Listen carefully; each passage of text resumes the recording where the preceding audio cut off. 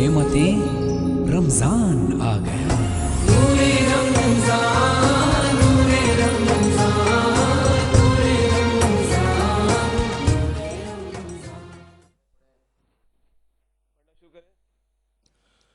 أعوذ بالله من الشيطان الرجيم.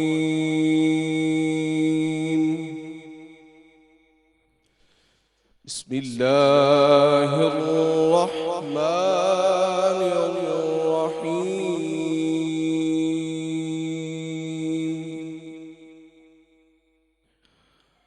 قل إنني هداني ربي إلى صراط مستقيم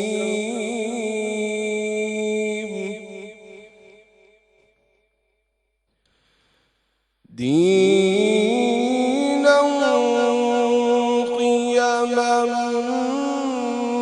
ملة إبراهيم حنيفا وما كان من المشركين.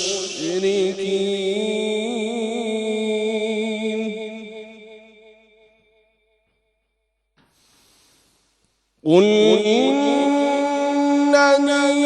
هداني ربي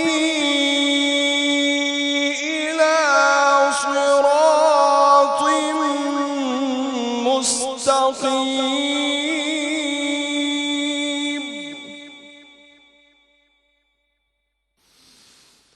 دينا قيما ملة إبراهيم حنيفا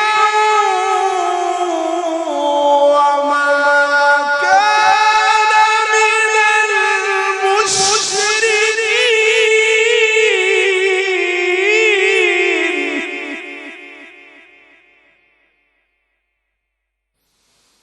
قل إن صلاتي ونسكي ومحياي ومماتي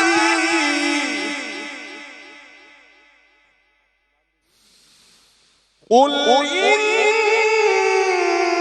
صلاتي ونسكي ومحياي ومماتي لله رب العالمين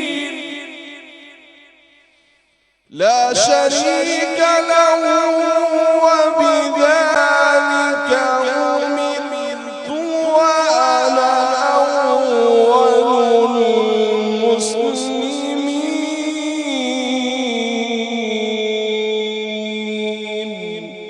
صدق الله العلي العظيم.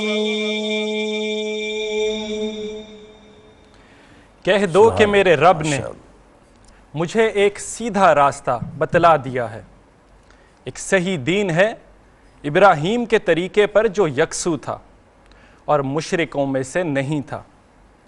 کہہ دو کہ بے شک میری نماز اور میری قربانی اور میرا جینا اور میرا مرنا اللہ ہی کے لیے ہے جو سارے جہان کا پالنے والا ہے، اس کا کوئی شریک نہیں، اور مجھے اسی کا حکم دیا گیا ہے کہ میں سب سے پہلے فرما بردار ہو جاؤں۔ جزاک اللہ۔ جزاک اللہ۔ بسم اللہ الرحمن الرحیم۔ السلام علیکم۔ اے پلس کی ٹرانسمیشن جس کا نام ہے نور رمضان میں میں آپ کو خوش آمدید کہتی ہوں۔ قرآن پاک کی تلاوت کی سعادت حاصل کر رہے تھے قاری نعمان سیفی صاحب، جس کا ترجمہ کیا اسماعیل قاسم نے۔ ویورز، آج کا جو ٹاپک ہے وہ ہے مالی عبادات۔ عبادات صرف نماز، روزہ، حج اور زکوٰۃ کا نام ہی نہیں، بلکہ عبادات کی کئی قسمیں ہیں، مثلاً قولی عبادات، مالی عبادات اور بدنی عبادات۔ اللہ تعالیٰ کے حکم کی تعمیل کرتے ہوئے اپنے مال کی زکوٰۃ ادا کرنا، نظر کا پورا کرنا اور اپنے مال کے ذریعے اللہ کی راہ میں جہاد کرنا شامل ہے۔ اس کے علاوہ اپنے مال میں سے ضرورت مندوں پر خرچ کرنا اور اس جیسی کئی عباداتیں جو کہ بندہ اپنے مال کے ذریعے انجام دیتا ہے۔ فرمانے باری تعالیٰ ہے تم نماز قائم کرو، زکوٰۃ دیتے رہو اور کچھ بھلائی تم اپنے لیے آگے بھیجو گے، سب کچھ اللہ کے پاس پالو گے، بے شک اللہ تمہارے اعمال کو خوب دیکھ رہا ہے۔ یہ ہم نے ترجمہ لیا ہے سورہ بقرہ کے آیت نمبر 110 میں سے۔ آج نجات کا عشرہ ہے، آج 27واں روزہ آپ سب کو مبارک ہو، اور آج ہم جس ٹاپک پہ بات کریں گے عبادات، جس میں سے بہت سی عبادات شامل ہیں، تو اسماعیل کیا کہنا چاہیں گے اس پہ؟ بسم اللہ الرحمن الرحیم۔ جی ہم سب سے پہلے تو آپ لوگوں کو بہت بہت مبارک ہو 27واں روزہ۔ امید کرتا ہوں آپ لوگ بہت خیر و عافیت سے ہوں گے اور آپ کا جو بابرکت مہینہ ہے وہ اچھے طریقے سے گزر رہا ہوگا۔ کنکلوژن کی طرف بڑھ رہا ہے رمضان المبارک، تو عید کی جہاں پہ خوشی ہوتی ہے وہاں پہ تھوڑی سی ایک سیڈنس کا ایک ایلیمنٹ بھی ہوتا ہے کہ رمضان المبارک کا یہ مہینہ جو ہے وہ ختم ہونے کو ہے۔ میں چاہتا ہوں کہ ہم مالی عبادات جو کہ ہم ڈسکس کریں گے اس سے پہلے میں اپنے پینل کا تعارف کروا لوں۔ ہمارے پاس بہت ہی خاص، بہت ہی پیارے ہمارے علماء کرام آج پھر سے موجود ہیں۔ سب سے پہلے تو صاحبزادہ محمد اظہر منیر سہروردی، آپ کا بہت بہت شکریہ، آپ نے وقت نکالا، اور ساتھ ہی ساتھ ہمارے پاس P H D scholar doctor Imran Raza Tahawi بھی آج پھر موجود ہے۔ سر آپ کا بہت بہت شکریہ، آپ نے وقت نکالا۔ مالی عبادات کا جب ذکر کیا جاتا ہے تو یہ وہ عبادات ہیں جو کہ مال سے ریلیٹڈ ہوتی ہیں۔ علامہ صاحب سے پوچھیں گے سب سے پہلے کہ علامہ صاحب مالی عبادات کیا ہیں، کون سی ہیں؟ یہ تو بیسکس کا کوشچن ہو گیا، لیکن اس سے ریلیٹڈ ایک اور کوشچن ہے بڑا امپورٹنٹ کہ ان لوگوں کا جن کے پاس مال اس حد تک نہ ہو، اور وہ پھر اگر جس طرح حج کی اگزامپل دوں، مہنگا اتنا زیادہ ہو گیا وہ نہ کر سکیں، تو پھر اس کے سلسلے کے اندر کیا کمپیریٹیو آپ کیا کر سکتے ہیں؟ اسماعیل ایک اور چیز ہے کہ مال سے کیا مراد ہے؟ اللہ تعالیٰ کا مال سے پیسے مراد ہے کہ کوئی اور چیز بھی مراد ہے؟ بسم اللہ الرحمن الرحیم۔ آج 27واں روزہ ہے اور رمضان المبارک رفتہ رفتہ ہم سے جدا ہو رہا ہے، اور رمضان کی جدائی کے لمحات میں اتنا خوبصورت موضوع کا انتخاب کرنا کہ جس سے ہم بھرپور فائدہ اٹھا سکتے ہیں۔ سب سے پہلے آپ نے 3 سوال کیے۔ پہلا سوال کہ مالی عبادات کون کون سی ہیں، اس میں یہ ہے کہ انسان اپنے سے کمزور کی اپنی استطاعت کے مطابق مدد کرے، اپنی جیب کے مطابق، جو اللہ نے اس کو نعمتیں عطا فرمائی اس کے مطابق۔ ایک تو یہ ہے کہ جس انسان کے پاس مال ہے وہ خرچ کر رہا ہے، ٹھیک ہے۔ ایک یہ کہ جس کے پاس مال نہیں ہے، یعنی میرے پاس صرف ایک روٹی موجود ہے اور ایک روٹی کے علاوہ میرے پاس دوسری کوئی چیز نہیں، ٹھیک ہے۔ اس وقت جب میرے پاس کوئی ضرورت مند آ جاتا ہے، کوئی محتاج آ جاتا ہے، اس کو میں ایک روٹی میں آدھا حصہ دے دیتا ہوں، تو سمجھیں کہ اللہ کی طرف سے وہ مجھے اس کا اجر ملتا ہے۔ سبحان اللہ۔ یہ نہیں کہ میرے پاس بہت انبار ہو تو میں خرچ کروں گا تو میری وہ عبادت شمار ہوگی۔ اور یہ ایک بات ذہن نشین رکھیے کہ گزشتہ جو قومیں ہیں ان کی جو پکڑ ہوئی، ان پر جو عذاب آئے، ان پر جو اللہ تعالیٰ کی ناراضگی اور غضب کا اظہار ہوا، وہ محض عبادات کی وجہ سے، ظاہری عبادات کی وجہ سے نہیں تھا، نماز، روزہ، حج، زکوٰۃ، ان معاملات سے نہیں تھا۔ وہ یہی تھا کہ انہوں نے جس کو کمزور دیکھا اس کو مزید کمزور کر دیا، اس کی مالی معاونت نہیں کی ہے، اس کی انہوں نے اللہ پاور ہوتے، طاقت ہوتے ہوئے اس کو انہوں نے مضبوط نہیں کیا، اللہ کی نافرمانی کرتے رہے۔ اللہ ان کو مال دیتا تھا، مزید مال کی حرص کرتے تھے، جیسے قرآن میں ان لوگوں پر لعنت کی گئی، وہ کہا کہ خراب لوگ ہیں، خرابی ہے ان کے لیے، وَيْلٌ لِكُلِّ ہُمَزَةٍ لُمَزَةٍ، ایک دوسرے پر جو لان تان کرتے ہیں ان کے لیے خرابی و بربادی ہے۔ الَّذِي جَمَعَ مَالًا وَعَدَّدَ، جو گن گن کے مال کو جمع کرتے ہیں، خرچ نہیں کرتے۔ يَحْسَبُ أَنَّ مَالَهُ أَخْلَدَ، وہ یہ سوچتے ہیں کہ یہ مال ان کے پاس ہمیشہ کے لیے رہے گا، ہمیشہ کے لیے کسی کے پاس مال نہیں رہا۔ قارون کو موسیٰ علیہ السلام نے اللہ کا پیغام پہنچایا کہ میں نے تمہیں رزق دیا ہے، اس رزق میں سے اللہ کی مخلوق کے لیے، اللہ کی راہ کے لیے خرچ کرو۔ قارون کہتا تھا میں نے تو اپنی محنت سے کمائی کی ہے، میں اس کو خرچ کیوں کروں، اور میری جو دولت ہے اس کو کون چھین سکتا ہے۔ اور روایات میں آتا ہے کہ 700 اونٹ یا اس سے زیادہ اونٹ اس کے خزانوں کی چابیاں اٹھایا کرتے تھے۔ اللہ اکبر، اتنی دولت کا وہ مالک تھا، اتنے خزانوں کا وہ مالک تھا۔ تو اس نے کہا یہ سب کچھ جو کچھ ہے یہ میری اپنی محنت سے ہے. اللہ نے کہا تیری محنت سے نہیں ہے, میں نے یہ جو کچھ تمہیں دیا ہے یہ سب کچھ ایک آزمائش کے تحت, امتحان کے تحت دیا. میری راہ میں خرچ کرو. اس نے تکبر اور غرور کا اظہار کیا تو مالک نے کہا تم اپنے مال پہ تکبر کرتے ہو, پھر دیکھو اس خزانے سمیت رب نے قارون کو زمین میں دھنسا دیا.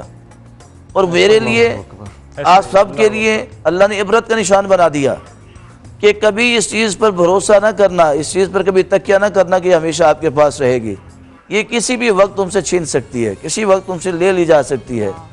اور یہاں پر پھر وہی بات میں کہوں گا کہ جب مال آپ کے پاس ہے پھر تو آپ کے پاس فرصت ہے. اگر آپ خرچ نہیں کرتے آپ بخیل ہیں, آپ بخیل ہیں. اور قرآن کہتا ہے کہ وہ لوگ جو بخل کرتے ہیں, لوگوں کو بخل کا حکم دیتے ہیں, الذین یبخلون ویامرون الناس بالبخل, فرمایا کہ جو خود بھی بخل کرتے ہیں لوگوں کو بھی بخل کا حکم دیتے ہیں, کنجوسی کا, وہ جہنم کے اعلیٰ ترین طبقے کے اندر ہیں, یعنی جو خوفناک طبقہ ہے اس میں.